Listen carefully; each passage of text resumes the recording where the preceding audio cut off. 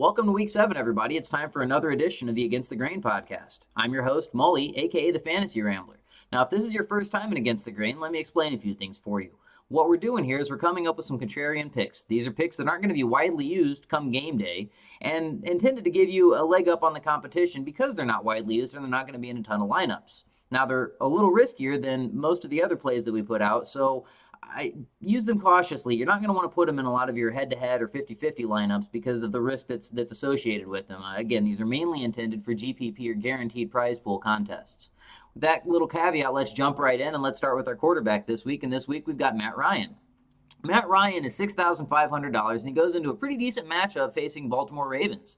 Now, last week was a pretty unimpressive week, and I think that kind of defied a lot of what a lot of us were expecting, myself included in that. I anticipated him having a big game at home against the Bears, and, well, he didn't. He had 271 yards on 19 to 37 passing, 1 touchdown, 1 interception, largely underwhelming. Now, part of that's due to some of the pressure that opposing defense have been able to create, and especially the Bears last week. A lot of that had to do with some of the bad drops that the receivers had as well.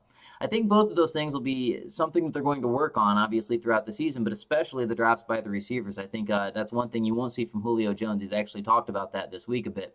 Now, they're coming into this matchup, as I said, with the Ravens. The Ravens are currently allowing the 5th most passing yards in the league. With the motivated receiving corps, I look for him to get back on track this week and have a big game. At running back this week, we're going to C.J. Spiller. Now, C.J. Spiller has dropped considerably. He's at $3,700 this week, which represents a $1,600 drop from where his salary was last week, and he's going into a decent matchup against Minnesota at home. Last week, none of the Buffalo Bills running backs were very impressive, and, well, I gotta say that C.J. Spiller was the least impressive. 6 carries for only 19 yards, and he only had 1 pass thrown his way, and he dropped that one. Now, he hasn't broken over 70 yards in any single contest this year, and while he hasn't looked impressive, he is an explosive player, and he's one play away from having a big monster performance.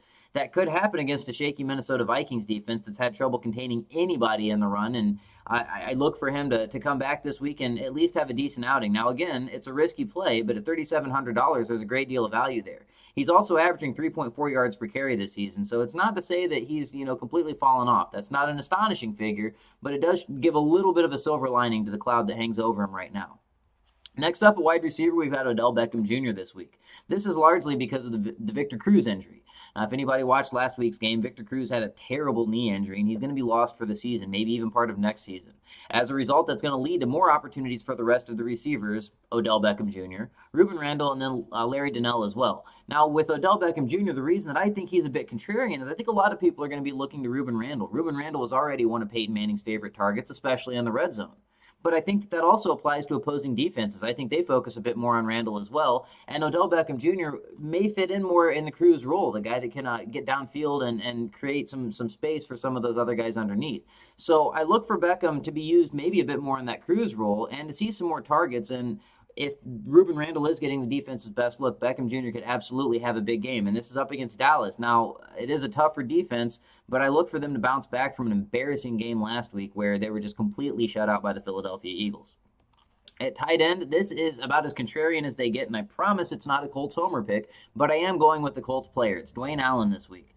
Now, it's been maddening if you've owned either of them in any of your season-long leagues or tried to own any of them in any of your fantasy leagues in the weekly sense, but basically, you're seeing a really close target percentage, 27 for Allen versus 25 for Fleener between the two. So you don't really know how to differentiate, and it seems that they're both being used pretty heavily in the red zone as well. But the one number that does stand out, to me at least, is how much more productive Allen has been with those targets. He's outproduced Fleener 253 yards to 150. He's also scored more touchdowns, and he's had less drops. He's just looked like the better receiver.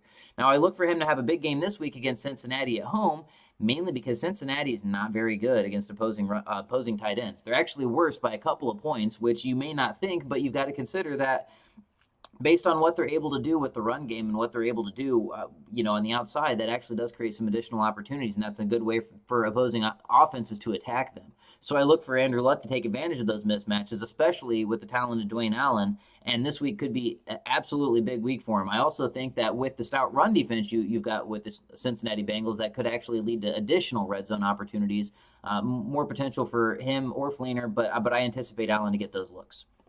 Last up today, we've got defense, and defense this week is going to be the Miami Dolphins. Now, the Dolphins have been a little bit erratic, but in 3 contests, they've scored over 10 points this week. The other 2, they've been really unimpressive. But the one thing that they can do effectively is they can create pressure, and that's one of the things that the Chicago Bears have struggled with.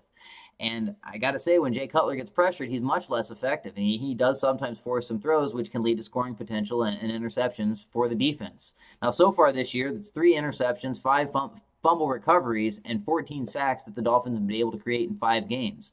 I think that success continues. Going into Chicago at home, I think they're able to create some pressure, and I think they're able to make some things happen on defense.